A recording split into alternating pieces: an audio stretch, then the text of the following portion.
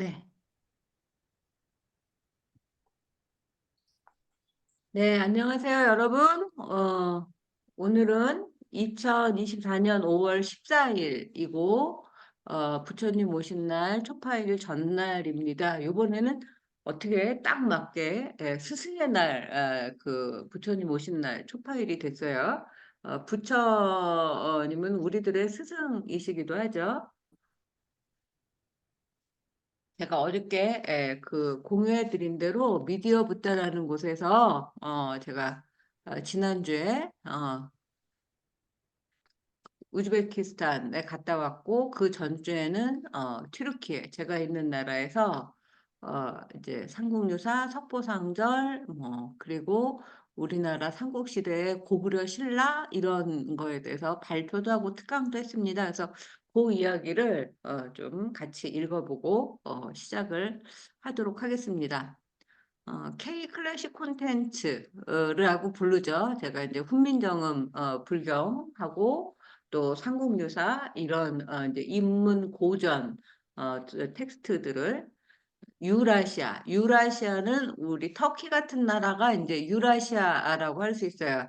이스탄불의 그한 3분의 1쪽은 유럽에 있고, 그리고 이제 97%는 그 전체의 면적의 97%는 아시아 사이드에 있어서 유럽과 아시아에 걸쳐서 있다. 그래서 유라시아라고 하는데 유럽과 아시아, 터키 옆 나라에 있는 그 미들 아시아를 중앙아시아라고 우리가 부르고 거기에 우즈베키스탄, 뭐 카자흐스탄 두 나라가 가장 큰데 이번에는 우즈베키스탄의 사마르칸트하고 타슈켄트에 다녀왔습니다.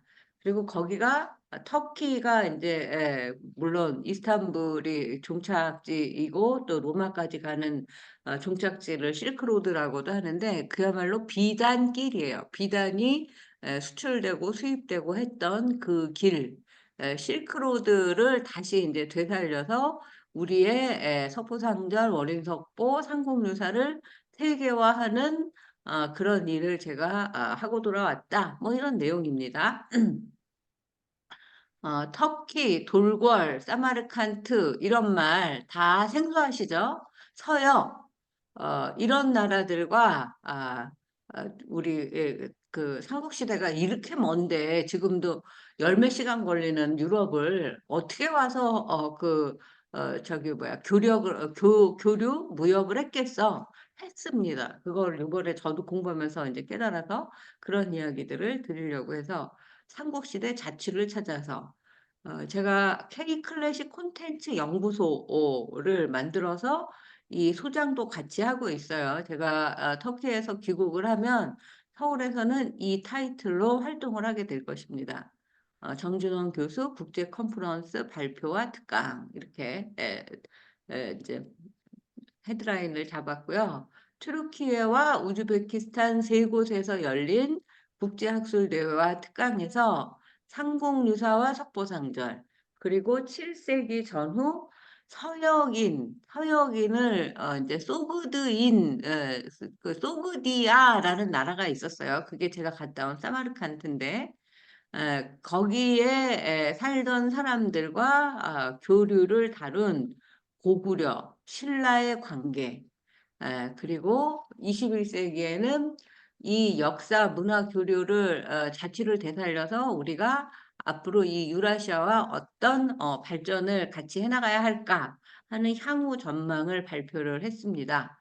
이번 특강에서 아직 이제 미국, 유럽은 우리나라하고 굉장히 이제 긴밀한 관계에 있고 또 많이 알려져 있고 연구 지원도 많이 하고 그랬는데 상대적으로 교류가 활발하지 않은 튀르키예, 중앙아시아, 이제 시작이거든요. 그래서 거기에 한국 불교와 그리고 또 역사적인 교류, 그리고 한국에 대한 모든 것을 진짜 제가 이번에 엄청 감동받고 왔어요. 우즈베키스탄이 또 다른 한국이더라고요. 그런 이야기를 조금 드리려고 합니다. 그런 미래 전망을 네, 제가 확인하고 돌아왔다. 그런 이야기를 하고 싶습니다. 어, 이게 예, 우리 대학교에서 4월 25일, 26일 날 열린 국제 컨퍼런스예요. 제 4회 한국학 국제학술대회고 여기에 제가 그 발표 자료집을 들고 같이 사진을 찍었고 여기에 나오는 이 예쁜 한복을 입은 학생들은 다 이제 제가 기증받은 좋은 한복들을 입고 그날 안내를 맡았습니다. K클래식 콘텐츠 연구소 소장 정준원 교수가 불기 2568년 2024년 4월 25일과 26일에 걸쳐 튀르키예 국립 LGS 대학교 한국학 국제학술대회 그리고 5월 3일부터 8일까지는 우즈베키스탄 사마르칸트 실크로드 대학교와 타슈켄트 동방학 대학교에서 학회와 특강을 펼쳤다. 세마르칸트는 우리나라로 치면 경주 같은 도시인데, 두 번째 도시예요. 그리고 타슈켄트는 서울 같은 도시예요. 저도 우즈베키스탄은 처음 가봤습니다. 트르키에서는 삼국유사의 여성 문화와 K 클래식 콘텐츠 개발이라는 이제 제목으로 여성들의 도움으로 이제 그 통일 신라를 이룩하고 그 삼국 통일을 이루게 된 여러 그 남성들 대단한 뭐 김유신, 김춘추, 뭐 진흥왕서부터 이번에 제가 진흥왕의 엄마인 지소태후에 대해서 또 이제 신문에 노래하는 삼국유사를 쓰기도 했는데요. 그런 건설한 주역들에 대해서 여성들이 그 이상의 역할을 하고 있다. 어머니로서, 누이로서, 아내로서 이런 이야기들을 했습니다.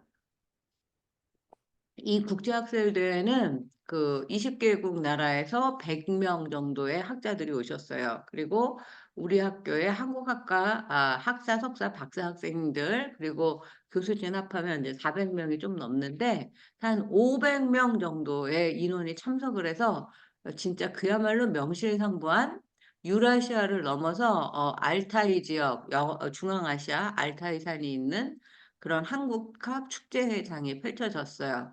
그리고 대부분 다 유럽, 뭐 한국, 중앙아시아 이런 데서 왔는데 이번에는 필리핀, 베트남에서까지 와서 세계적인 학회가 되었습니다. 이건 이제 제가 가르치는 학생이 저를 찍어준 거예요. 삼국유사의 여성문화와 K-클래식 콘텐츠 개발이라는 제목으로 하고 있는 게 보이죠. 제가 일부러 이럴 때는 한복을 입어요. 개량 한복인데 천릭이라고 하는 걸 입었습니다. 그리고 이제 그 다음 주에 우즈베키스탄에 갔어요. 가서는 우리가 서역인이라고 부르고 경주에 가면 그 괴릉 또는 원성왕릉이라고 부르기도 하는 그리고 또 험강왕릉에 그 이제 서역인 상이 돌 조각으로 세워져 있거든요. 그래서 그 서역인이 도대체 나는 어느 나라 사람인가 늘 궁금했어요. 근데 그게 현재 사마르칸트, 우즈베키스탄이라는 나라의 그 사마르칸트 지역에 옛날 이름은 소그디아였는데 소그디아에 살고 있는 사람을 소그디인, 소그디인을 뭐 속독, 속특, 뭐 석덕 뭐 이렇게 부르고 서역인 대부분이 서쪽 나라에서 온 사람들 이렇게 불렀어요. 그런 사람들이 고구려하고도 신라하고도 사실은 백제하고 발해하고도 관계가 있었는데 발표 내용이 너무 길어져서 이번에는 고구려 신라의 상관성만을 보여주는 발표와 특강을 했습니다. 두 곳에서 다 이제 이 이야기를 했어요. 그러니까 사마르칸트는 대학교 이름도 국립 실크로드 대학교예요. 그리고 이 그 유명한 아프라시아 벽화에 고구려 사신이 그려져 있는데 그 세계문화유산을 이제 널리 알리는 그런 학회를 한 겁니다. 근데 신기하게 저는 그래서 다 그거에 대해서 발표를 할 줄 알고 거기에 그 옛날에 어마어마한 그 주변 나라의 동서남북 벽화에 굉장히 그 이제 사람 크기만하게 그 사신들을 외교 사절들을 쭉 그려놓은 거거든요. 그래서 이제 딴 나라 사람들은 딴 나라 벽화에 나오는 지네 나라 연구를 발표하겠지 그러고 나는 고구려 사람을 했는데 그 아프라시아 벽화에 대한 발표를 저밖에 안 한 거예요. 그런데다가 인제 또 영어로 할 수 있냐고 물어봐서 우즈베키스탄은 옛날에 소비에트 연방 지역에서 지금도 러시아어를 제일 많이 쓰고 또 우즈베키스탄 말을 쓰는데 제가 두 나라 말을 다 모르고 우즈베키스탄도 처음 갔기 때문에 이제 영어로 발표를 해 달라고 그래서 제가 그 고전주까지 수업하고 이 국제학술 대회 발표하고 그래 갖고 그 영어로 준비할 시간이 없었어요. 근데 하여튼 어떻게 인제 그 거의 이 나이에 밤을 새고 뭐 해 가지고 발표를 했는데 어 요즘에는 이제 중앙아시아도 러시아어를 더 이상 쓰지 않고 영어를 공부하는 추세인데 영어로 발표한 사람들이 또 별로 없었어요. 그래서 제가 한국인인데 영어로 발표한다고 그래서 굉장히 인제 사람들이 이제 그 인기가 좀 있었고 특별한 사람이 인제 터키에 살고 있는 한국 교수가 "영어로 발표를 한다." 뭐 이렇게. 그래서 인제 잘 무사히 발표를 마치고 한숨을 돌리고 있는데 이상하게 또 우즈벡 말을 제가 다 알아듣고 있는 거예요. 그래서 '이게 웬일이지?' 그러고 자세히 들어봤더니 터키 말하고 옛날에 우즈베키스탄도 같은 인제 그 돌궐족 그 터키의 민족이어 가지고 뭐 하나 둘 셋 넷 뭐 이런 거 비르이큐 유치 드울투 뭐 이런 터키의 숫자가 똑같고 뭐 "네. 아니요." 할 때 아니요, 하이르 뭐 욕 뭐 그런 거 똑같고 단어들이 똑같은 거예요. 뭐 때문에 뭐 왜냐하면 뭐 이런 것도 똑같고 그래서 일단 숫자를 아니까 돈이 얼만지 이런 중요한 것들을 제가 다 알아듣고 있고 인제 그 어려운 인제 못 알아듣겠는 말이지만 또 터키 단어들이 들리니까 어떤 그 대충 요지는 알아듣고 그래서 그 사람들이 웃을 때 같이 웃을 수 있고 막 이랬어요. 그랬더니 터키어를 또 잘하는 것도 그 사람들에게는 제가 이제 좀 존경스러웠나 봐요. 그래 갖고 존경하고 막 인기가 굉장히 좋아서 식사 VIP 대접을 받고 왔습니다. 사마르칸트 실크로드 대학교 국제학술 대회에서는 아프라시압이라고 해요, 그 동네 이름이. 거기에 인제 그 궁궐의 벽화에 고구려 사절의 왕래 시기가 언제인지 학자들마다 인제 의견이 분분한데 7 세기 중반 뭐 600 인제 고구려가 망할 시점에 그 50 년대부터 75년 사이라는 걸 제가 밝혔고 또 인제 그 4 세기부터 사마르칸트 사람들하고 서로 교류하고 있다는 신라의 기록들이 발견이 됐어요. 그래서 고구려 사실은 유명하지만 신라하고 어떤 관계가 있었는지는 잘 몰랐는데 신라의 기록들도 제가 같이 발표를 해서 우즈베키스탄의 인제 그 서역인 존재를 연관을 시켰어요. 지금 우즈벡 사람들은 그 소그드 서역인의 후손은 아니에요. 여기는 땅의 역사하고 민족의 역사가 서로 달라요. 우리나라처럼 단일 민족으로 반만 년 역사를 이룩하고 뭐 이렇게 안 살거든요. 그러니까 유목민족이 살아서 옛날에는 소그디아니에 살았다가 그다음에 또 인제 한참 지나서 그 나라가 망하면 또 인제 다른 민족이 와서 살고 지금 그런 상황이에요. 특히 이제 9 세기에 괴릉이 원성왕릉이라고 알려져 있어요. 흥덕왕릉 흥광왕릉이 아니라 흥덕왕릉이군요. 서역인상 그리고 또 이제 9 세기는 굉장히 좀 늦은 800 년대인데 통일신라 말기 6 세기는 인제 7 세기에 그 삼국통일이 되니까 고전에 소그드인 모양의 그 이제 월성이라고 하죠. 옛날에 우리가 안압지라고 불렀던 거기에 그 이제 해자 그 물길 가 바닥에서 흙으로 만든 인형의 이 소그드인이 수염이 길고 그 눈이 부리부리하고 코가 높고 머리에는 띠를 두르고 이런 모습들이 또 인제 특징적인 모습이 나타나는데 그런 토용이 나타났어요. 그리고 어 최추원 우리 신라의 최추원 대학자 다 알고 있죠.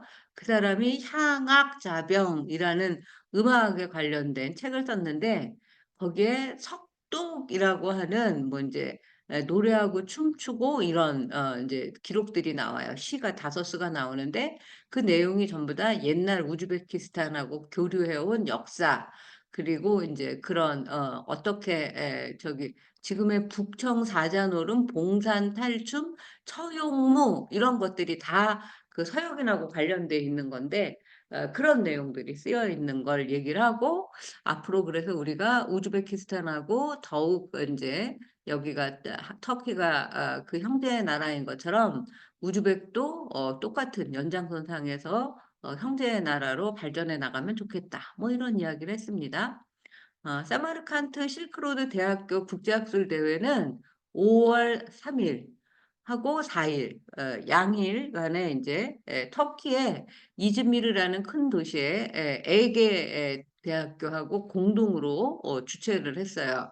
그래 갖고 각국에서 한 200명 정도의 학자들이 참석을 해서, 발표를 한 사람들은 그렇게 많지 않은데, 제가 인제 늦게 참여를 했음에도 불구하고 제가 인제 발표를 해서 굉장한 인제 그 박수갈채를 받았다. 여러분들이 자랑스러워하셔도 좋다. 이런 이야기를 드리고 싶습니다. 그리고 터키, 타지키스탄, 카자흐스탄, 중앙아시아를 비롯해서 그 뭐 러시아, 뭐 한국에 이르기까지 어 여러 학자들이 와서 성황리에 개최가 되었고요. 이 실크로드 대학교의 인제 심볼 마크는 이렇게 생겼어요. 뭐 서울대 뭐 샤 뭐 이런 거 뭐냐. 그리고 에게 유니베르시테시, 그래서 터키 대학교랑, 그리고 인제 제 프로필 프로페서 닥터 진원정 이렇게. 지금 프로페서 닥터라는 타이틀을 가진 사람은 저밖에 없죠. 예. 다 중앙아시아, 이 사람은 러시아에서 사는 한국인 교수예요.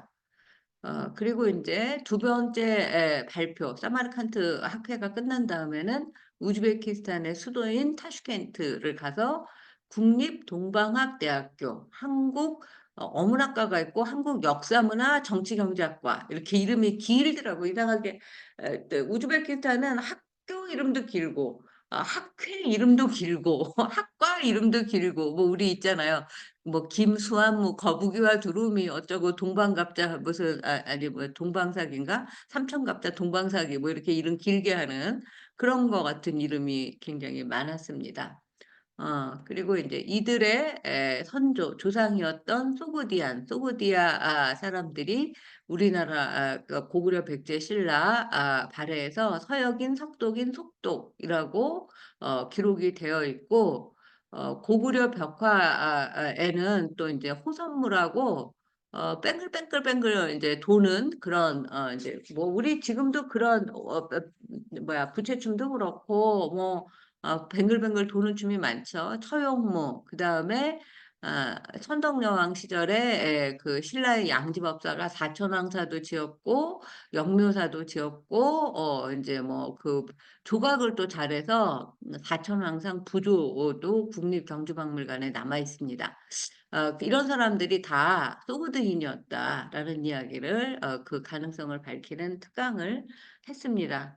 뭐 알고 보니까 2019 년부터 문재인 대통령이 우즈베키스탄에도 오고 문화교류 협력 그 MOU를 맺어서 우리나라하고 인제 굉장히 긴밀한 국제교류 관계를 이제 가지고 있더라고요, 이미. 그리고 문화적 뿌리를 확인하고 그 영향, 유물의 상관성 연구, 우리가 해야 할 것들이 이런 것들, 그다음에 다양한 문화 교류가 가능함을 인제 그 우즈벡 학생들 또 그 컨퍼런스에 그 참여한 외국 여러 나라 학자들이 굉장히 열렬히 환영을 해 주었습니다. 그래서 이제 추측이나 짐작에 머물던 서역 또는 서역인이 도대체 어디야 뭐 이렇게 서쪽 어느 나라겠지 뭐 이렇게만 생각을 하는 게 아니라, 이제 실체를 밝히고 문화 전파의 뿌리를 찾아서 21 세기의 후손들인 우리가 옛날 그 서역의 교류, 그리고 북한하고 뭐 통일은 안 될지언정 그 이제 또 교통만 통하면 새로운 실크로드로 이제 진짜 자동차나 기차 타고 이 중앙아시아도 갈 수 있고 러시아도 갈 수 있고 뭐 터키에도 올 수 있고 이제 또 그 터키에서 유럽으로 가는 기차까지 해서 뭐 로마까지도 갈 수 있게 되면 좋겠다. 뭐 이런 이제 바람을 담았습니다. 이게 또 이제 저기 제가 이 아프라시아 벽화가 이거처럼 생겼고 요 마지막 뒤에 깃털 꽂은 모자를 쓴 이 두 사람이 고구려 사신이다. 외교사절이다. 뭐 통일신라 사람이다라고 보는 경우도 있어요. 근데 고구려 사람이라고 저는 생각을 하고 있습니다. 여기도 보면 실크로드 인터내셔널 유니버시티 오브 투어리즘이라고 이제 썼죠. 이게 접니다. 이게 멀리서 보면 동정같이 보이는데 까만 저고리에 이거는 그냥 명찰띠예요. 명찰띠도 잘 어울리죠. 어, 어, 한편 정진원 소장은 우즈베키스탄 사마르칸트 실크로드 대학교하고 타슈켄트 동방학대학교에 영축문화대상을 수상한 석보상절 훈민정음 조선대장경의 길을 열다 우리 교재 그리고 삼국유사 원효와 춤추다 이거는 아직 저기를 뭐야 그 강의를 못 하고 있는데 제가 서울에 돌아가면 이 강의도 공선사에서 K 클래식 콘텐츠로서 해보면 좋겠다라고 생각을 했습니다. 그래서 도서관장님한테 이제 도서관에 가서 기증을 하고 요 태극기하고 우즈베키스탄 국기를 놓고 기념 촬영을 했습니다. 앞으로 정 소장은 2024년 8월까지 슬로베니아 국립 류블라노 대학교 한국학과, 카자흐스탄 국립 알마티 대학교 요거는 빠야 되는데 쉼표는 헝가리 국립 아카이브 주최 중동 유럽 한국학 학술대회 시속이라고 불러요. 그리고 마지막으로 이게 이제 7월까지 있는 거고 8월 말에 이탈리아 시에나 대학교 유럽 한국어 교육자 협의회 국제학술대회 등 중앙아시아와 유럽 5개국에서 K 클래식 세계화 특강을 진행할 예정입니다. 그래서 사마르칸트 대학교에서 발표한 선생님들 기념 촬영을 했고요. 저는 여기 있습니다. 그리고 이거는 이제 타슈켄트 동방학 대학교에서 학생들 하고 제가 그 우즈베키스탄도 색동 그으로 된 옷을 많이 입어요. 긴 롱 저기 가운 같은 거를 저도 하나 사서 입었습니다. 촛본이라고 해요. 그리고 제가 여기는 한국 어문학과 한국어하고 문학을 가르치는 이제 그 또 다른 한국 관련 학과에 가서 선생님들하고 같이 사진 찍었는데 여기 보시면 알겠지만 고려인 3세예요. 그래서 스베틀라나 교수님인데 한국말을 잘합니다. 이분들이 또 이제 그 환영을 해주고 통역을 해주고 그래서 정말 불편함 없이 우즈베키스탄에서의 일주일을 잘 보내고 식사 대접을 받고 왔고요. 이 이제 제가 그 돌실라이라고 하는 한국 그 이제 그 개량 한복 전문점에서 한 2000년도부터 이제 제가 그 집 광고를 하면서 그 집 모델을 하고 있다시피 하는 이 개량 한복을 입고 했습니다. 이제 저에 대한 프로필이 지금 터키 LGS 대학교 한국학과 교수로 일하고 있고 그전에는 동국대학교, 그 헝가리 엘테 대학교, 서울대 규장과 고려대 학교, 한국학연구소, 뭐 홍익대학교 여기는 안 나왔지만 그런 대학교 이제 그에서 가르친 경력으로 지금 이제 쭉 써 있고 2000년도부터는 이제 지금 25년째 해외 한국학 그게 거의 뭐 이제 초기 그 멤버로서 이 터키 한국학과를 설립하고 또 이제 외국 학생들한테 우리나라 이제 그 경주 템플스테이 답사 같은 거 주선하고 그러면서 여러 나라의 이 우리나라 고전을 알리는 역할을 해오고 있습니다. 석보상절과 월인석보로 홍익대학교에서 문학박사를 받은 국어학자이고 동국대학교에서 삼국유사 연구로 철학박사를 받은 철학자이다. 그리고 월인석보와 삼국유사를 이렇게 지금 꼭 대학교에서뿐만 아니라 이 봉선사 불교대학에서 또 터키 에르제스 대학교에서 대중화와 세계화를 위해서 우리나라 국내 그리고 유럽을 중심으로 강의도 하고 글쓰기, 신문 연재도 하고 있다.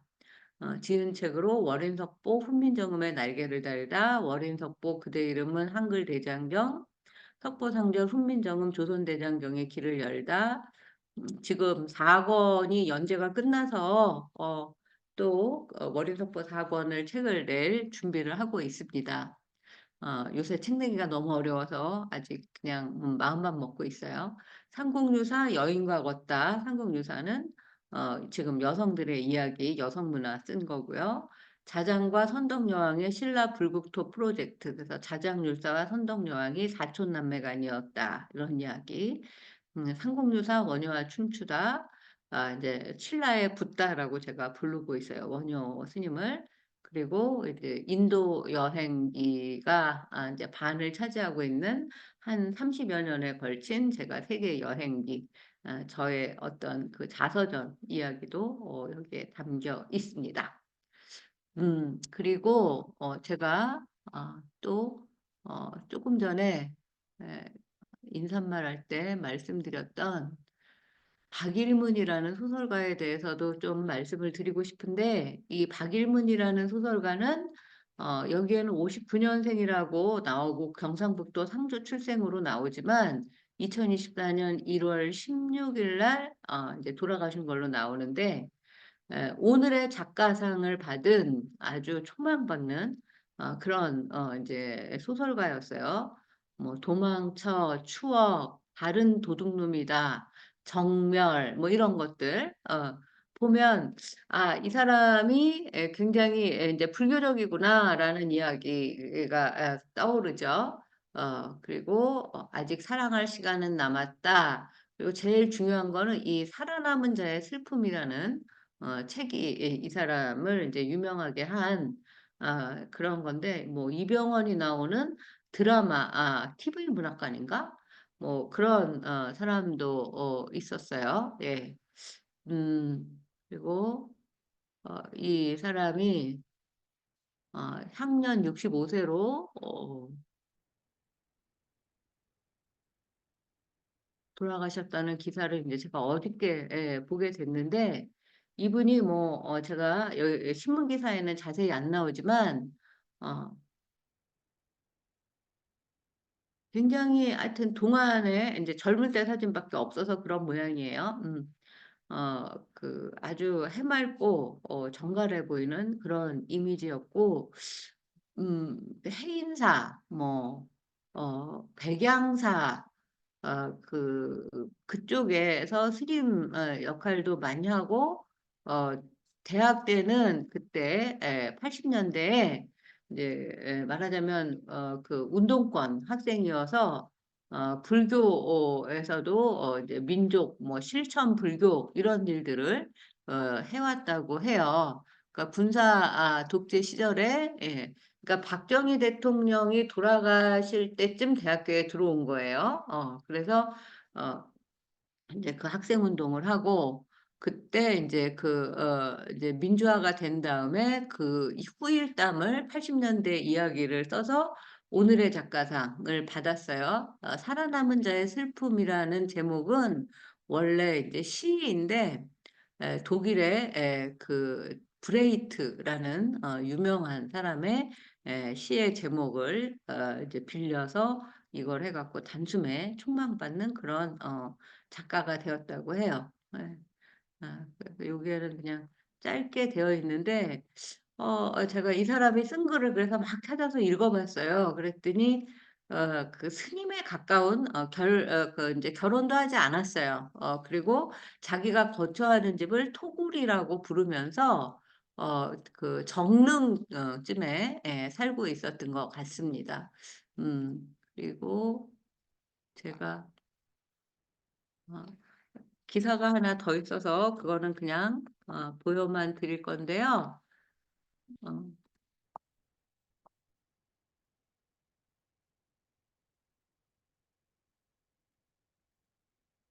음. 여기에다 제가 지금 노래하는 삼국유사를 쓰고 있습니다. 어, 이 인터뷰 365라는 이제 신문, 인터넷 신문인데 여기에도 터키 돌골 사마르칸트 서역과 교류한 한국시대 자취를 찾아서 그래서 제가 이제 강의하는 사진을 크게 뽑았고 이제 제 사진을 중심으로 여기 인터뷰 기사를 중심으로 했으니까 이렇게 해 주었습니다. 네. 음, 예. 어떻게 들으셨어요? 음. 이익배 선생님 오셨네요. 마이크 켜주세요. 예. 아니, 뭐, 밖에 나갔다 네네. 들어와가지고. 네. 한 주 잘 지내셨습니까? 제 음, 자랑, 기사 잘 들으셨습니까? 예. 아주 국제적으로 제가, 활동을 많이 하고 계신. 네, 이렇게 될지 몰랐어요. 이게 다, 얼마 전에 갑자기 이 다섯 나라를 돌아다니는, 그 초청장을 받았거든요. 그래서 그냥 조용히 그 수업 터키에서 마치고 조금 일찍 7월 달쯤에 들어가야 되겠다라고 생각을 하고 있었는데 이것도 저는 이제 그 돌아가신 그 부모님하고 이제 가족이 도와주고 계시다라는 생각이 좀 들었어요. 그래서 최대한 내가 힘이 닿는 한 좀 열심히 발표를 하고 가야 되겠다, 많이 알리고 가야겠다라고 생각을 했습니다. 어, 원유혜 선생님 어떻게 들으셨어요?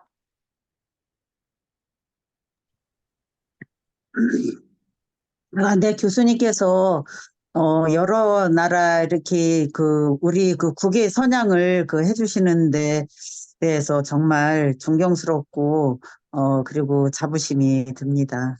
너무 활발하게 정말 이렇게 활동하시는 거에 대해서 건강이 좀 올 아, 만큼 활동이 정말 대단하세요.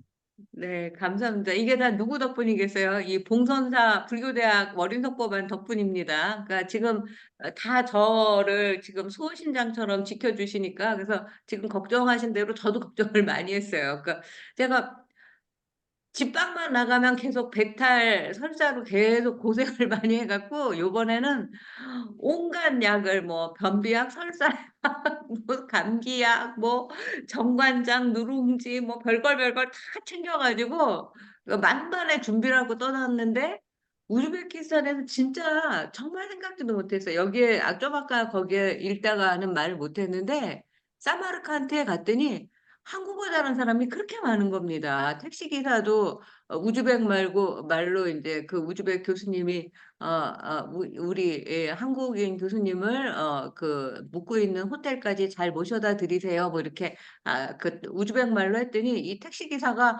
한국말로 네, 잘 알겠습니다. 이렇게 말해갖고 두 사람 깜짝 나같이 놀래고 식당에 가면은 또, 뭐야, 러시아 말로 메뉴표가 막 써 있어요. 그래서 못 알아듣게 써가지고, 이제 뭐 시켜야 될지 몰라서, 쩔쩔매고 있으면, 옆에 가족끼리 식사하러 왔다가 한국말로, 뭘 드시고 싶으신지요? 뭐 이렇게 물어봐요. 그 깜짝 놀랐어요. 그거 그래서 이게 어떻게 된 일이지? 그랬더니 그 택시 기사 아저씨는 우즈베키스탄은 뭐 노란색 택시 그 캡 택시라고 쓰지 않아도 그냥 자기 자가용으로 다 택시를 할 수 있대요.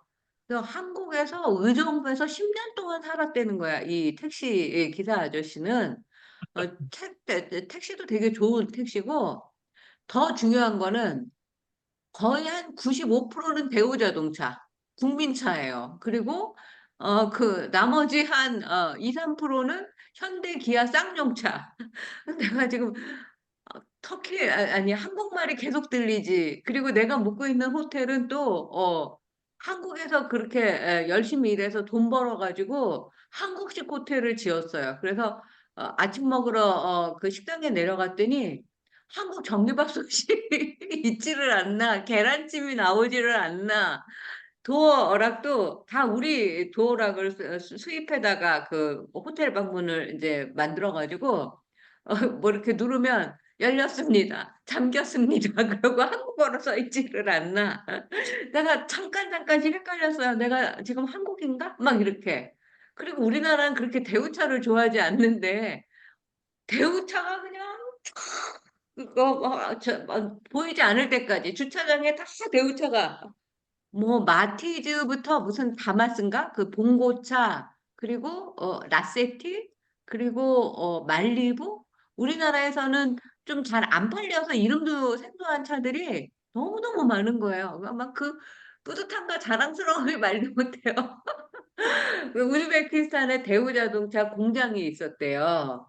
그리고 그 식당에서 그 저기 뭐야 그 메뉴 고르는 걸 도와준 사람은 우리나라 지금 화장품을 이제 그 수입해다가 그 피부과에 공급하는 그런 역할을 해갖고 이제 굉장히 부자가 된 사람들이 많다는 거예요. 호텔 짓고 그리고 택시기사 하는 사람이 너무 인상적인 말을 했는데 자기는 뭐, 그 돈을 조금밖에 못 벌어서 택시 그 운전수나 하고 있죠. 그러면서 약간 이제 자조적인 그런 말을 하는데, 딴 사람들은 다 이제 그 호텔 짓고 있고, 막 식당 차리고 있고, 막 이러니까.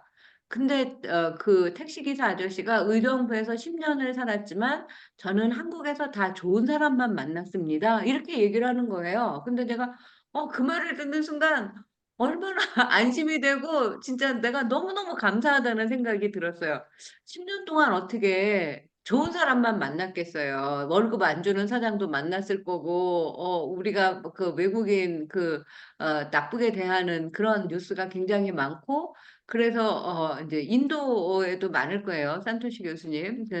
그래서 여행객이 가서 괜히 봉변당하고 한국말로 물어봤다가 얻어맞는 경우도 많고, 뭐, 심지어는 막 무슨 살인 사건에 연루되기도 하고 그런 그 뉴스들을 저는 이제 오래전서부터 쭉 봐왔는데 우즈벡 사람들은 터키는 칸카르데심이라 그래서 피를 나는 형제라고 우리나라를 부르는데 얘네들은 카르데심 거의 진짜 또 다른 한국에 내가 온 것 같고 진짜 이 같은 나라로 같은 그 얼굴도 똑같은 사람이 너무 많아요. 막 이익배 선생님 같이 생긴 사람도 있어요. 그리고 이제 진짜 제가 알고 있는 한국 사람 이름이 막 떠오르는 그런 이제 친숙한 얼굴들이 굉장히 많았어요. 그래서 아주 뭐 우즈베키스탄 여행은 진짜 너무 좋았고 옛날에 그 페르시아 제국에서 이 이제 사마르칸트 유적을 많이 이제 기술자들이 와서 지었다고 해요. 그래서 페르시아의 그 뭐 타지마할도 산토시 교수님 들으면은 조금 기분 나쁠지 모르지만 우즈베키스탄의 그 이제 저기 부인을 위한 한음 그 무슨 비비 한음 타지 마할도 왕비의 묘 그런 뜻인데 비비 한음의 이제 묘라는 게 있는데 그걸 보고 타지마할을 만들었다. 뭐 무굴 제국도 여기에서 간 거다. 뭐 그러면서 그 자부심도 대단했다는 말씀을 드리고 타슈켄트는 갔더니 거의 뭐 한국 식당이 한 100개쯤 있는 것 같아요. 그래서 가서 국수도 사오고 미역도 사왔어요. 빙수도 먹고 그 제목이 그 한국 식당이나 카페 제목이 굉장히 뭐야 그 그럴싸한데 막걸리에 막걸리. 그럴 정도로 우즈벡 사람들도 이슬람인데 그 막걸리에 대한 그런 그 이제 저기도 좋고 그래서 아주 뭐 그냥 제가 터키에서도 한국인을 굉장히 환영해주고 환대해주는데 우즈베키스탄에 가서는 거의 뭐 그냥 막 어깨를 으쓱하고 막 가슴을 펴고 그러고 이제 대신 그야말로 여러분 한국 뭐인 그 이제 엠베서더 어떤 대사처럼 그렇게 홍보를 잘하고 돌아왔다는 말씀을 드립니다. 하여튼 아직도 지금 이 한국말로 우즈베키스탄 갔다 온 말을 처음 해갖고 아직도 제가 흥분해서 이제 그 하는 모습이 좀 느껴지시죠? 정말 이 우즈베키스탄 그 실크로드 여행을 여러분들과 한번 같이 하면 참 좋겠다라는 생각을 굉장히 여러 번 하고 왔고요. 또 타슈켄트에서는 한국 어문학과를 저처럼 만든 최소영 교수님이 저를 집으로 초대를 해주셔서 그 집에서 이제 그 침실을 내주셔서 좋은 대접을 받고 또 집밥을 이제 고려인도 많이 살고 하니까 뭐 김치도 팔고 뭐 한국 가게도 많고 그래서 살이 2kg 쪄가지고 배탈 걱정했는데 배탈도 안 나고 진짜 뭐 그야말로 친정집에 갔다 온 느낌 그런 좋은 대접을 받고 와서 이 기쁨과 그런 좋은 환대를 여러분들하고 꼭 한번 같이 나누고 싶었습니다. 자, 그러면 오늘은 공부 시작해 보도록 하겠습니다.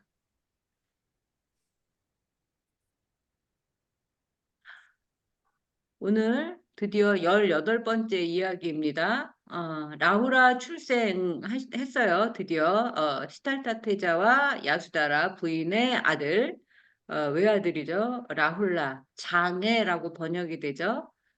그리고 라후라 아들이 태어나서 사실은 그 후사를 이어서 굉장히 좋아했어야 하는데 이 아들이 언제 태어나죠? 시달타 태자가 출가한 지 6년 뒤에 뜬금없이 태어나는 거예요. 그러니까 이 왕비가 이 시달타 태자의 아들을 낳았다고 그 석가족이 생각을 할까요? 오히려 이제 이 야수다라가 굉장히 위기에 처합니다. 그래서 백적간두 진일보라는 제목을 붙여서 18번째 이야기 213쪽부터 읽어보도록 하겠습니다. 석보상절 이번 이야기부터 이게 이제 튀르키예로 옮겨서 2021년 9월부터 쓰고 있나 봐요. 벌써 이제 3년이 되어 가죠. 이슬람 국가에서 쓰는 불교 이야기라니 멋지지 않은가? 터키에서 한국학을 중심으로 자리 잡은 국립 에르지에스 대학교 어문학과에 오니 박사 연구원들이 불교에 관심이 많다고 직접 찾아와서 이야기를 했었어요. 그런데 정작 배우러 오지는 않더라고요. 이슬람 사회에서 미래 불교학자가 탄생을 할까? 대학원에서 제가 이 원인석보를 가지고 강의를 하고 삼국유사를 강의를 했기 때문에 이 일이 꼭 일어날 거라고 저는 믿어 의심치 않습니다. 마침 석가모니의 아들 라우라 출생에 대한 이야기부터 이 터키에서 시작을 하게 돼서 저도 지금 3년 전에 이야기를 읽으니까 감회가 새롭습니다. 이번 글에서는 6이라는 숫자가 굉장히 의미심장하고 상징적입니다.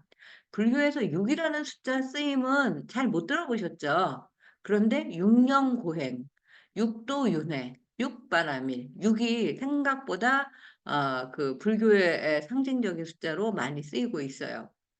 여기서 6년의 의미는 태자의 출가에 맞춰서 아들 라우라가 그 6년 뒤에 출생하겠다라고 이제 예언을 하고 떠나는 거 기억하시죠?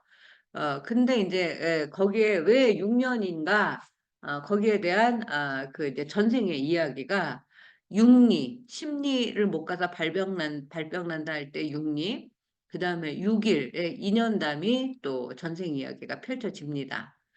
신기하게 제가 갔을 때 여기 이 대학교 지금도 똑같은 번호인데 근무하는 터키 LGS 대학교의 대표 번호가 뒷자리가 6666이었어요. 근데 또 기독교에서는 이 6이 3개 있는 거를 굉장히 불길한 숫자로 여겨서 옛날에 무슨 뭐 오맨인가 엑소시스트인가 굉장히 공포 영화가 많이 나와서 이제 그런 이제 상징적인 숫자에 대한 이야기들을 하고 또 그랬던 생각도 납니다.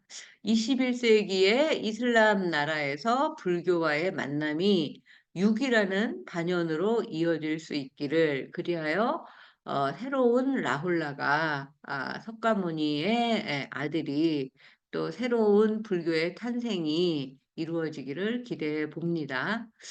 지금 이 굉장히 우리나라 석포상전 상공유사에 관심을 많이 가지고 있어요. 이번 국제학회에서도. 이제 먼저 구이에서 야수다라로라는 이야기로 시작을 할 건데요. 이번 이야기는 시달타 태자가 출가한 지 6해가 지난 뒤에 아내 구이가 갑자기 아들을 낳는, 갑자기가 중요합니다. 사건으로 시작을 해요. 무슨 연유인지 석보상절 제3권 36장부터 구이는 야수다라는 이름으로 등장을 합니다. 이건 이제 한문 불교 경전 어떤 다른 책을 봤다는 내용이죠. 이야기겠죠. 물론 월인청강지곡에서는 간간히 야수다라를 줄여서 야수라고도 불러왔어요. 그러니까 월인청강지곡이라는 책에서는 야수, 또 석보상절 앞부분에서는 구이, 뒷부분에서는 야수다라 이렇게 부른다는 거예요. 아마도 이제 훈민정음으로 쓰여진 이 석보상절의 저본, 바탕이 되는 한문책이 참조한 경전이 잡보장경이라는 한문경전의 영향으로 보입니다. 그러니까 거기에는 이제 야수다라로 나오니까. 사실 구이라는 이름은 석가모니 부처가 전생 시절에 이름이 선해보살이었을 때 우리 월인석보 1권에서 배웠죠. 그때 만난 이제 배우자가 세세생생 이제 배우자가 되기로 약속을 하고 결혼을 하는 그 야수다라 전생의 이름이 구이였어요. 그래서 이제 구이가 그 다음 생에는 야수다라로 바뀌니까 제 이름이 이제 시인으로 쓸 때에는 어릴 때 이름 정순원이었다가 지금 여러분에게 강의할 때는 정진원으로 강의를 하지만 정순원도 저이고 정진원도 저인 거랑 똑같은 거죠. 이쯤에서 이제 야수다라로 바로잡기로 했는지도 모르겠다라고 하고 이제 라후라의 출생 요거 앞에 부분 한번 읽어보도록 하겠습니다. 태자이 출가하신 여스태에 야수다라의 아달 나아시날 출가하신 마오 출가하신의 마오 여섯해니 부티었나이 25이러시니 이거는 이제 19살에 출가한 버전으로 나오는 책이에요. 주소왕 쉰차태 무인이라 야수다라는 꽃빛이라 하는 말이니 그것이 구이신이라 이 아들이 그의 라우라이니 그를 잃어 라운이라도 하나니라. 석종달이 노하야 죽이려터니 이런 뜻이에요. 야수의 불피운 구들 딜에서 맹세하셔되 나옷 외면 아기와 나와 함께 죽고 올하면 하나리 본증을 하시리라 하시고 아기 안고 뛰어들으시니 그 부디 연못이 다외야 연꽃이 모말 바단을 왕이시며 나라 사람이 그제야 의심 아니하니라. 어느 정도 알아들으셨어요? 요거를 지금 제가 조금 늦게 시작해서 그냥 제가 읽도록 하겠습니다. 태자가 출가하신 지 6해째에 야수다라가 아들을 낳으셨다. 태자가 출가하신 지에 대한 이제 사전 주석에는 태자가 출가하신 해 말고 6해이니 부처의 나이 25이다. 주나라 소왕 50년, BC 946년 무인 해이다. 야수다라라는 말은 인도 말로 꽃빛이라고 하는 말이래요. 산토시 교수님, 요게 어떤 뜻인지 한번 찾을 수 있으면 찾아서 알려주세요. 구이를 말하는 것이다. 이 아들이 그 라우라인이 다르게 이제 발음을 해서 라후라 비슷하죠? 또는 라운 이렇게 또 쓸 때가 있어요. 석가씨 종족들이 노하여 화를 내서 야수다라를 죽이려고 했어요. 남편이 없는데 6년 뒤에 갑자기 아들을 낳았으니까 이거는 이제 부정을 이제 저질러서 아이가 태어났구나라고 누구나 생각할 수밖에 없겠죠. 그러자 야수가 불 피워놓은 구덩이 앞에서 맹세하셨어요. 내가 잘못했으면 이 아기와 내가 함께 죽고 내가 잘못이 없고 옳다면 하늘이 본증, 증명을 하시리라 하시고 아기를 안고 뛰어드시니 이게 이제 백척간도 진일보라는 거죠. 백척이나 높은 절벽 꼭대기에서 발을 한 걸음 내딛는 거예요. 그럼 뭐예요? 허공이지 않습니까? 그럼 허공이면 추락해서 죽을 것 같죠? 근데 불교에서는 그 수행의 어떤 단계에 도달하면 백척간도에서 진일보, 한 걸음을 앞으로 나아가라 라는 이야기를 해요. 그러니까 죽음을 무릅쓰고 한 발을 나아가 보는 거죠. 그러면 정말 추락을 할지, 자기 도가, 이제, 무르익어서, 더 높은 곳으로 도약을 할지, 공중에 뜰지, 어떻게 될지는 아무도 모르는 거지 않습니까? 그 구덩이가 연못이 될 거예요. 불구덩이가. 그리고 불구덩이에서 연못이 되고 연꽃이 피어서 라후라하고 애기하고 같이 그 연꽃이 몸을 바쳤대요. 그러니까 이제 정반왕이며 나라의 사람들이 그제서야 야수다라 하고 라후라의 출생을 의심을 하지 않았다. 이런 뜻입니다. 사실 상식적으로는 일어날 수 없는 일이죠. 태자가 출가할 때 이미 출가한 이후 여섯째 아들을 낳으리라고 예언을 한 적이 있어요. 우리 책 13번째 이야기에. 그랬어도 가비라국에서 그 말을 귀담아 듣거나 믿은 사람은 아무도 없을 거죠. 뭐 6년 후에 잠시 몰래 라후라를 만나러 오지 않는 이상 부처의 나이 25이라고 한 거는 지난 17번째 이야기에서 29에 이제 출가한 이야기, 19에 출가한 이야기들을 했었는데, 여기에 보면, 오랜만에 원문을 보면, 태자께서 출가하신 6해에, 어렵지 않죠? 야수다라, 이는 가예요. 야수다라가 아달 나하시 날 나으시건을 석가모니 종족들이 노하야 분노하야 죽으려더니 야수이 불피운 구들. 우리 구들장 할 때 구들이 이제 그 구덩이라는 뜻이에요.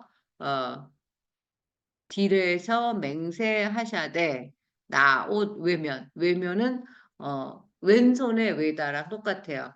왼손의 반대말 오른손이죠. 왼손은 잘못된 것, 외다 그르다, 오른손은 옳다에서 나온 말이라는 거 언젠가 한번 말씀을 드렸습니다. 이 29살 때 출가했다는 이야기도 또 나와서 맞지 않는데, 이 또한 19세 출가설의 경전을 참고했을 것 같다. 일반적으로 우리는 석가모니가 35살에 깨달음을 얻었다고 알고 있죠. 석보상전의 치밀한 구성에 비해서 이 장에서는 구이가 갑자기 야수라는 이름으로 바뀌고 19살 출가설이 서술되는 등 29살이 아니라 파격이 많은 그런 장이어서 오히려 연구할 만하다. 연구거리가 많은 흥미진진한 그런 스토리텔링이 들어있는 장이라고 할 수 있다. 주나라 소왕도 24년 동안 왕노릇하고 이제 BC 977년에 죽었다고 하는 게 여기에서는 50년 동안 왕노릇을 하고 있는 걸로 나오니까 여기에는 우리가 상식적으로 알고 있던 불교의 지식과 다른 게 굉장히 많이 나오는 연구 테마가 많은 그런 장이다. 어쨌든 태자 출가한 지 6년이란 세월이 지나서 야수다라가 갑자기 아이를 낳은 해괴한 일이 벌어졌죠. 왕손을 보게 된 할아버지 정반왕은 그야말로 오매불망 바람하지 않은 일이었는데 갑자기 아들 없이 그 시달사 태자 없이 손자만 태어났다니 이걸 도대체 어떻게 받아들여야 되나? 이제 그 석가씨들은 이 라후라와 그 엄마 야수다라 모자를 죽이려고 덤벼든다. 하필 이 차제에 야수다라의 이야기 그 뜻이 그 야수다라의 말 뜻이 꽃빛 어, 꽃의 색깔이며 구이와 동일인이라고 이제 주석에 후민정음사전에 밝혀놓죠. 월인석보 1권에서 돌아가 보면 구이는 밝은 여자라고 또 풀이를 해놔요. 구이가 왜 밝은 여자라는 뜻이 됐냐면 태어나실 때 해가 다 저물어 가고 있을 때 태어났는데 그 집만 햇빛이 광명이 붙여서 아주 밝았대요. 그래서 이름을 지었다는 거예요. 그래서 야수다라와 구이의 뜻을 합하면 꽃답고 환하게 밝은 그런 여자 아이 야수다라 구이라고 볼 수가 있는 거죠. 이제 인생의 절체절명의 위기에 맞닥뜨렸어요. 이제 아들을 낳은 걸 아무도 믿어주지 않기 때문에 아기하고 함께 죽느냐 사느냐 기로에 서게 된 거죠. 그래서 라후라의 이름도 잘못 말해 라운이라고도 한다 이렇게 그 주석에는 붙어 있는데 잘못 말해가 아니라 어느 책에는 라후라, 어느 책에는 라운이라고 써 있다. 그렇게 보는 게 더 나을 것 같다. 다르게 말해로 풀이했어요. 그래서 야수다라의 범상치 않음은 앞에 이야기에서 그 태자를 남편감으로 맞을 때 그 아주 그 나라의 출중한 청년들이 뭐 활쏘기 시합, 뭐 코끼리 들어 매치기 뭐 여러 가지 시합을 거쳐서 이제 그렇게 이제 그 시달사 태자하고 결혼을 하고 시달사 태자가 마음에 들어서 이제 보석을 주니까 나는 보석으로 나를 치장하지 않는다. 이제 나의 어떤 그 수양이라든지 그런 이제 마음가짐으로 그 나를 밝히는 보석을 삼는다. 뭐 이런 이야기를 했었어요. 그런 이야기를 다시 보면 시달타와 여러 환원 장부들과의 그 결혼 경쟁에서 시달타에게 자신은 보배가 아닌 공덕으로 장엄한다. 공덕으로 나를 꾸밉니다. 오늘 요 한마디 외워가시면 좋을 것 같아요. 좋은 일을 하는 거, 착한 선업을 쌓는 것으로 나를 이제 장엄한다. 그 관세음 보살이 뭐 화관, 그 보관, 영락으로 이제 장엄을 한다. 그렇게 화엄경도 꽃으로 장엄한 경전 이런 뜻이지 않습니까? 장엄한다는 것은 꼭 뭐 꾸민다, 수식한다 이런 거보다도 내가 공덕을 쌓아서 내가 이제 환하게 이렇게 꽃처럼 아름답고 빛나는 것으로 자체 그야말로 발광, 자체 후광으로 아름다운 그런 그 이제 미를 추구하는 사람이지 보석을 주렁주렁 걸치고 뭐 얼굴에 꽃단장 뭐 분을 바르고 이렇게 해서 나를 꾸미는 사람이 아닙니다라고 이제 그런 표시를 했던 장면이 생각나시죠?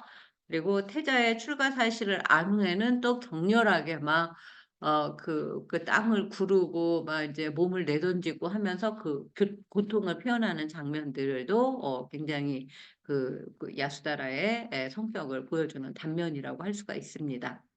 이제 그토록 원했던 후사를 이을 아들을 낳았는데 정반왕도 시달사 태자가 출가하는 건 이제 그 왕국이 후사가 끊어져서 왕국이 이제 끊어질까 봐 걱정을 했는데 손자가 태어났으니까 걱정을 덜게 된 거죠. 왕국은 계속 이어지고 그러나 결국은 아들 나후라도 아버지의 10대 제자로 출가를 해서 일가를 이루죠. 나중에는. 그 아들을 낳았더니 이제 그 죽이려고 달려드는 왕실 친척들의 의심을 받자 이 야수다라는 보란 듯이 불구덩이에 갓 태어난 아들을 안고 뛰어듭니다. 그만큼 자기는 떳떳하고 당당하다는 생각을 한 거죠. 내가 정정당당하지 않게 아들을 낳았다면 벌을 받아서 죽을 것이다. 그렇지 않다면 내가 그 정정당당하게 아들을 낳았다면 하늘이 증명할 것이다. 이런 정도의 자신감이 있어야 이 석가모니의 배필이 될 수 있구나라는 생각을 하게 됩니다. 그렇게 일갈한 후에 그 이제 실행에 옮기죠. 그야말로 백척의 꼭대기 그 벼랑 끝에서 한 발짝 크게 나아간 거예요. 그것도 나 혼자가 아니라 아기를 안고.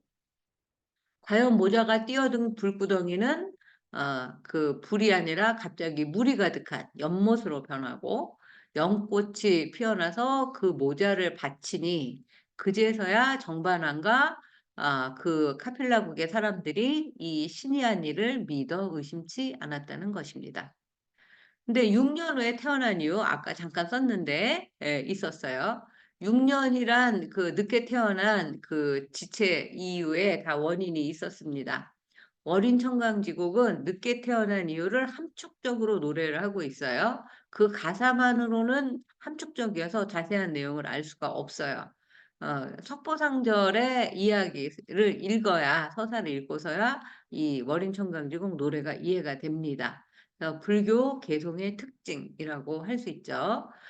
보통 법화경이라든지 모든 경정은 이와 같이 나는 들었다. 그래서 여시하문으로 시작해서 석가모니께서 어느 날 언제 누구들과 육하 원칙에 따라서 어디에 모여서 법문을 하셨는데 이러이러한 내용이었다.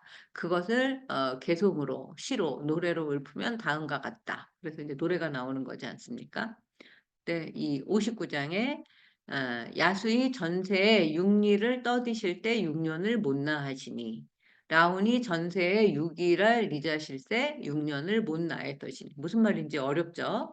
어, 요새 현대국어로 다시 보시면 59장 야수다라 부의가 전생에 용변 보기를 핑계로 해서 육리를 뒤처지심으로 그 6년을 태자를 못 낳으셨습니다. 라훈은 이제 태어난 아기 라홀라도 전생에 6일 동안 죄인을 잘못 가두고 그 죄인 가둔 것을 잊어버리셨으므로 6년을 못 태어나시고 늦게 태어나셨습니다. 이런 뜻이에요. 이 내용도 문맥을 보충해서 쓴 게 이 정도입니다. 실제 석보상절의 구체적인 내용은 이렇습니다. 라훈이 전생에 한 나라의 왕이 되어 있었는데 어떤 도사는 이제 수행자라고 보시면 돼요. 조그만 죄를 지었대요. 그 왕이 동산에 들어오게 하여 잠깐 가두라라고 명령을 내리고는 잊어버리고 이제 감옥에 엿새를 가두었대요. 그 인연으로, 그 원인으로 이서행에 태어날 때 6년 동안이나 자기도 갇힌 것처럼 늦게 태어났다. 이런 뜻이고 또 야수는 전생에 어머니와 함께 가다가 길이 멀자 그 이제 힘드니까 엄마 저 이제 그 용변을 좀 보고 갈게요. 뒤 보는 일이라고 썼어요. 핑계 삼아 자기 짐을 어머니께 맡기고 일부러 떨어져서 천천히 이제 육리를 늦게 뒤쳐져서 가시니 그 인연으로 그 원인으로 6해 동안 그 이제 잉태해서 낳지를 못하는 그런 이제 인과응보가 있었다. 이런 내용이에요. 라울라가 전생에 어느 나라 왕이었을 때 한 도사 수행자를 잠시 어디 감옥에 가둔다는 게 6일 동안이나 엿새나 가둔 그 과보로 6년을 뒤늦게 태어났다는 발상이 흥미롭죠. 엿새가 그 이번 생에서는 6해가 되는 계산법은 도대체 어디서 나온 건가라는 생각을 읽으면서 해봤어요. 그리고 야수다라는 한손 더 뜨죠. 전생에 엄마와 짐을 들고 길을 가다가 너무 멀어서 가기가 힘들어서 벅차다는 건 힘들다는 뜻이에요. 잠시 용변을 본다는 핑계로 엄마한테 이제 자기가 들던 짐을 맡기고 육리를 이제 그 짐 없이 뒤따라가는 그런 일이 있었다는 겁니다. 그렇다고 육리면 심리가 4km니까 5이면 2km죠. 2000m 정도 되는 이제 그 2km를 뒤쳐져서 갔다고 6년 동안이나 출산이 이제 늦게 이루어지다니 이거는 좀 너무 과한 벌이 아닌가라는 생각을 제가 했어요. 그것도 다른 사람도 아닌 엄마하고 함께 가는 길에 어린 딸이 엄마에게 짐을 좀 맡기는 꾀를 부렸다고 해서 그 육리를 엄마가 짐들게 하고 갔다고 6년이나 아기를 못 낳게 하는 그런 벌을 받아야 되나? 이런 생각을 잠깐 했었어요. 그래서 이제 다른 한문으로 된 불본행직경이라는 경전을 찾아보니까 거기엔 딸의 어머니가 어린 딸에게 자기의 짐보다 더 크고 무거운 짐을 들고 오게 이제 시켰다는 거예요. 이건 그야말로 반전 아니에요? 어떤 엄마가 어린 딸한테 자기가 드는 것보다 더 무거운 걸 들게 시켜요. 근데 저도 잠깐 이제 그 찔리는데, 우리 딸한테 제가 이제 그 시장 보러 가거나 그러면 딸한테도 똑같이 들고 오게 했어요. 갑자기 이게 뭔가 또 이제 그런 인과응보가 있을까 봐 걱정이 되네요. 라우라의 경우에도 한 수행자가 남의 물을 허락 없이 마셨다고, 작은 잘못도 잘못이라고 스스로 찾아와서 이제 벌을 달라고 했는데, 그러면 그 스스로 이제 자기가 남의 집 물을 좀 마셨습니다. 그러면 뭐 괜찮다 이 정도 하면 될 걸 엿새나 가두었다고 불본행지경에 또 나와요. 그래서 사실 이것은 치명적인 딸의 실수이거나 수행자의 잘못이라고 하기에는 우리 일상생활에 너무나 비일비재하게 또 귀엽게 봐줄 만한 일상의 에피소드들 아닌가라는 생각을 해봤어요, 저는. 그래서 살아오는 동안에 이걸 통해서 고의든 또 실수든 남에게 저지른 잘못이 사실 이런 사소한 것보다 우리가 얼마나 많겠어요. 근데 이걸 다 따져서 다음 생에 몇 년이나 일이 안 풀릴 거라고 생각을 해보세요. 얼마나 아득한 일인가. 어느 때는 이 불교가 한없이 자비롭다가 어느 때는 이 가혹하다 싶을 만큼 아주 엄격하게 이 전생의 그 과보를 받는 거에 고개가 약간 갸웃해질 때가 있습니다. 어, 지금 40분이 돼서 여기 이 60장부터는 다음 시간에 하도록 하겠습니다. 제가 또 9시에 수업이 있어서. 네. 어. 오늘 어떻게 들으셨어요? 어, 재밌게 들으셨습니까? 네, 오늘 라우라의 탄생 이야기, 그리고 백척간도 진일보, 그리고 뭐 금은보화로 나를 치장을 하는 게 아니라 공덕으로 나를 치장해야 된다는 이런 우리가 새겨 들으면 좋을 그런 말씀들이 굉장히 많이 나오는 초파일 전날의 이제 수업이었습니다. 어, 이제 또 한 주 보내시고. 윤민자 선생님 어떻게 들으셨어요? 대표로 한 말씀 해주시고 마치도록 하겠습니다. 네. 윤민자 선생님, 잘 안 들리세요? 네네. 이거 음, 풀었습니다. 네, 죄송합니다. 네, 네, 그 야스다라가 그 6년 만에 아들을 이제 귀한 아들을 낳게 됐는데 모두들의 아무튼 그 부정과 의문의 눈을 풀기 위해서 그 아들을 안고 그 구덩이에 들어갔는데 그게 이제 연꽃 피는 연못으로 이제 변했다 하는 이야기. 그래서 우리가 살아가는데도 그렇게 어려운 일도 많고 또 이건 좋겠다 생각하는 것도 또 구덩이가 될 수도 있으니까 네. 모두들 어, 열심히 자기의 그 잘 닦아서 항상 연꽃 피는 연못 되게 기원하는 것이 됐으면 좋을 것 좋겠다. 네, 네, 좋은 말씀 감사합니다. 네, 그쵸. 사실 우리가 살면서 인생 새옹지마라고 하잖아요. 나쁜 일인 것 같은데 나중에는 좋은 일이 될 때도 있고, 좋은 일이라고 생각을 했는데 그게 또 이제 결과는 나쁜 일이 될 경우도 많고, 보통 이제 우리가 로또에 다 당첨되기를 바라는데, 로또에 당첨된 사람들의 결말이 행복한 사람이 제가 듣기로는 한 사람밖에 없었어요. 로또에 당첨된 걸 숨기고 자기가 하던 허드렛 일을 죽을 때까지 평생 한 사람. 그 사람만 이제 자기의 명대로 살았지.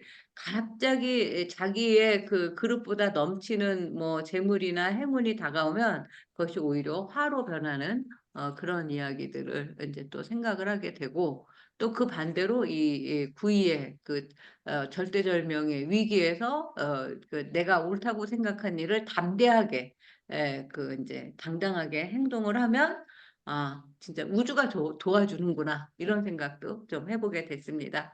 자, 정봉길 보살님 늘 감사드리고요. 원유의 보살님, 이익배 선생님, 산토시 선생님 다 초파일 맞아서 좋은 일 많으시기를 가피가 있으시기를 기도하겠습니다. 다음 주에 뵐게요. 감사합니다. 네, 안녕히 안녕하세요. 계세요. 네.